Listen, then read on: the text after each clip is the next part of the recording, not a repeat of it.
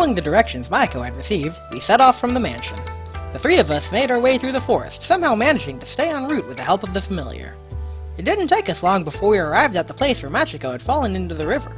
They say that a cautious fox is worth two, so we made it past the river without further ado. So according to these familiars, the shrine's supposed to be up ahead?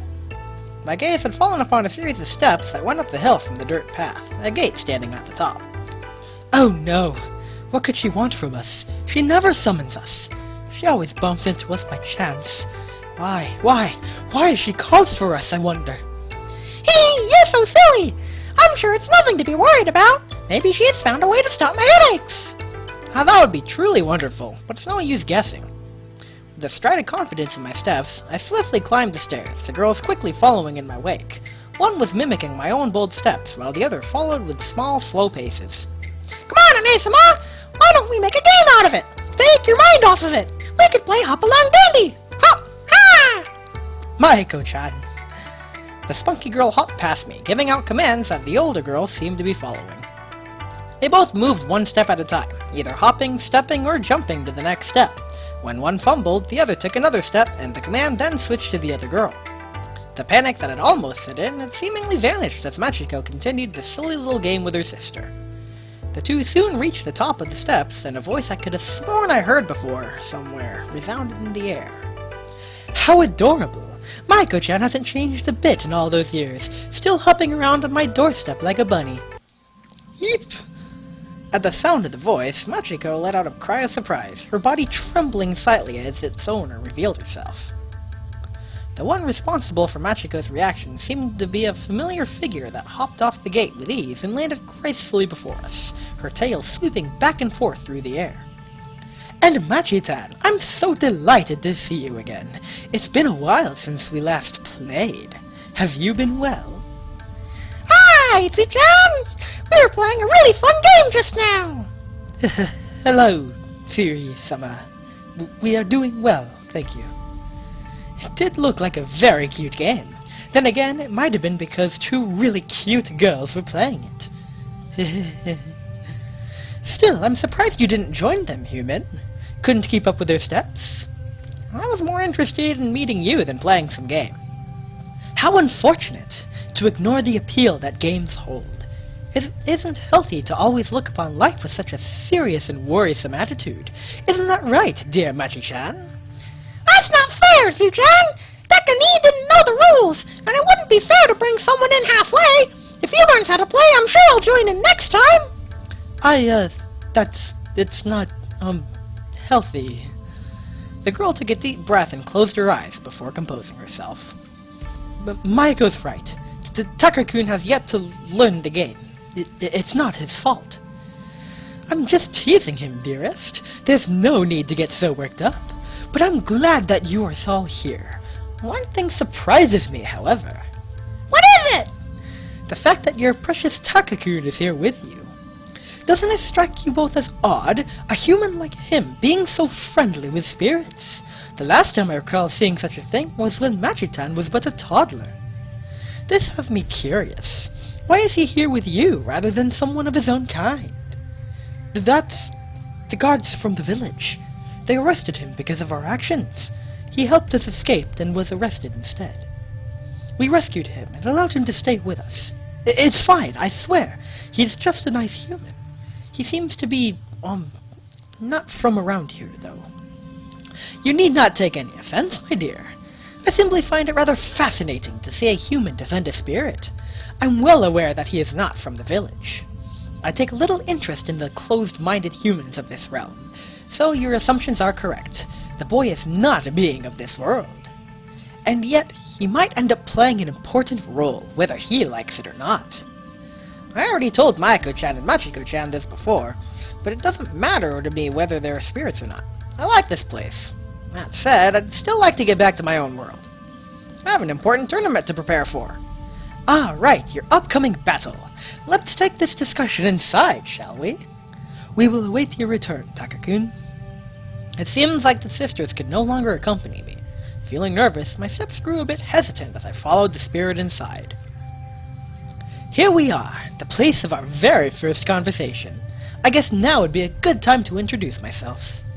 My name is Tsuyuri. Just like your two companions out there, I am one of the spirits that inhabit this realm. But you're different from them, aren't you? How observant of you! Yes, there is a difference between myself and most other spirits. Spirits abide to a rather simple hierarchy. The stronger the spirit, the higher their standing. Then again, strength is often associated with experience. So what, you're saying that you're an ancient being or something? I wouldn't go that far, Takahiro. It's rude to question a girl's age. But let's move on to the subject of your desire to return to your own world. You're gonna send me back? Great! I'm afraid sending you back is beyond my capabilities. Hold on! Weren't you the one who sent me here in the first place? I'm afraid that wasn't the case. It was your wish that sent you here. During our first encounter, I did mention that this place was special, didn't I? Now that I thought about it, she did mention something along those lines. I briefly closed my eyes, trying to recall what she had said before. This is a place like no other. That's right. Having spent time with the fox spirits, you likely already know that there is magic in this world. However, it's not as though Mayako-chan herself possesses said magic. Rather, her body is simply able to connect with it. That sounds a bit complicated. The bodies of people who are capable of using magic create a special kind of link to the magic of this world. Try to imagine it like this. The magic within this world flows through several gateways. We commonly refer to them as mana gateways. Those who possess the ability to use magic draw on the mana flowing from these gates. A different term for these people is mana receivers. So you're also drawing from this magic? Ha! No, my boy! I am not borrowing the magic from this realm. I'm powerful enough to perform magic on my own. However, this shrine is located on a mana gateway, which could explain why the shrine in your world is said to be capable of granting wishes. Then why can't you use that magic to send me back? Because it's not my magic that brought you here. It is the magic of the shrine, or rather, the world itself that pulled you into this realm. So you're saying I'm stuck here forever? Not forever. You simply need to carry out the will of the world. Oh, great. You're saying this world has a will of its own now? How the hell am I gonna find out what it wants me to do? That's what you have me for, silly! I'm the guardian of this shrine, so obviously I know of its intentions. In your case, the task you were given was quite a harsh one. Don't tell me I have to collect wedding sashes! And marry my Machi-chan in the process! Ha! You wish! Teasing aside, this region is having its fair share of problems. Spirits and humans have lived apart for a long time, but it wasn't always like this. Wait, spirits have a world of their own? Yes, but that realm has started to merge with this one, causing some spirits to find themselves trapped here. Unfortunately, this happened to be the more powerful spirits had the opportunity to reverse the damage done. Does that mean that Machiko and Mayako-chan they don't belong in this world, although neither of them likely realized this. They were much like human toddlers when they first arrived in this world. I slowly started to understand the reason why the fox spirits and the villagers were on such bad terms. Anyone would be restless if beings from another world that you have never heard of suddenly showed up at your doorstep. Is that why there's so much tension between them and the villagers? I'm afraid that the Fox Sisters became the victims of a misunderstanding. You see, Machi-chan and Mayako-chan aren't the only spirits within this realm. There are others, which has caused things to escalate. You mean there are other fox spirits? Not fox spirits, but other spirits. They were sent into this realm just like the sisters, but unfortunately they were sent rather far from here. While Machi-chan and Mayako-chan were close enough for me to take care of them, the others weren't so lucky. What do you mean? Did something happen to them? Along with Mayako-chan and Machi-chan, four other spirits were sent here when the worlds briefly merged. Unlike the Fox Sisters, these four didn't have anyone to watch over them, and as a result, they grew rather spoiled and wild. So what you're saying is... spirits going wild? Sounded like a recipe for trouble. Yes, they grew oblivious to the way human society worked, and their behavior made humans mistake them for monsters. Even now, those girls in their games are mistaken as acts of violence, and as a result, tension arose between the spirits and humans. So Machiko-chan and Mayako-chan are discriminated against because of those spirits? You could say that, yes.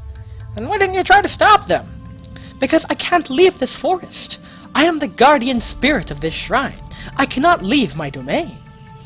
I couldn't help but wonder what the purpose all this talk about spirits served. Could it have something to do with finding my way back home? Do you think solving the problems with these spirits could be my ticket out of here? Possibly. I wouldn't be surprised if dealing with the spirits would solve the problems between the spirits and the humans. It would be difficult to track them down, but there may be an opportunity for you soon. An opportunity? I'm sensing one of them heading through the forest towards the village. If you can convince Machi-tan and Maiko-chan to help you protect the villagers might be willing to accept them. That did make sense. If Machiko and Maiko were seen protecting the village from a possible threat, they might be forgiven for the panties incident. Do you think it'll work? Only time will tell. For now, you'd better get the girls and make haste towards the village before the wild spirit causes any more damage. Nodding my head in agreement, I quickly ran outside, trying to think of how I could convince Machiko and Maiko to help me save the village. Surely they would be better off known as heroes rather than pranksters. However, I doubted that the sisters had feelings of fondness towards the villagers, considering their continued treatment of the two girls. I wonder how he'll resolve the challenge set before him.